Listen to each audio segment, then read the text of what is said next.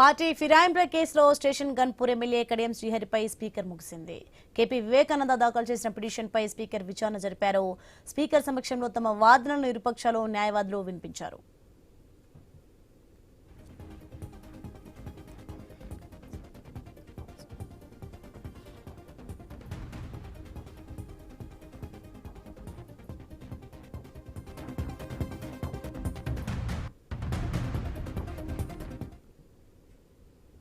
దీనిపైన చర్య తీసుకోవాలి, తక్షణం దీనిపై నిర్ణయం తీసుకోవాలని చెప్పి సుప్రీంకోర్టు పదే ఆదేశాలు ఇచ్చినా దాన్ని బేఖాతరు చేస్తూ కాలయాపన చేస్తూ ఈ 10 మంది శాసనసభ్యులు ఎవరైతే బీఆర్ఎస్ పార్టీలో గెలిచి కాంగ్రెస్ పార్టీలో పోయినటువంటి 10 మంది శాసనసభ్యులను వారిని కాపాడే ప్రయత్నం పదే చేస్తూ వస్తుందని స్పష్టంగా అర్థమవుతా ఉన్నది.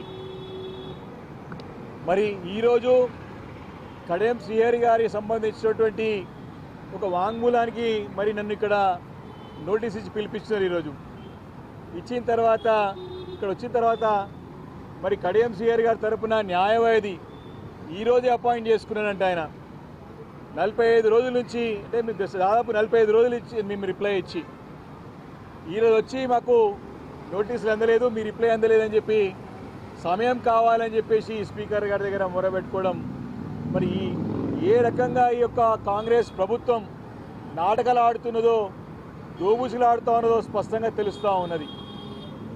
మొన్న కూడా జనవరి 30 తారీఖున దానం నాగేందర్ గారి యొక్క విచారణ సందర్భంగా కూడా మా పార్టీ శాసనసభ్యుడు పాడి కౌశిక్ రెడ్డి గారిని కూడా అక్కడ ఎన్నికలు వదిలిపెట్టుకొని ఇక్కడ నోటీసు పిలిపించినారు.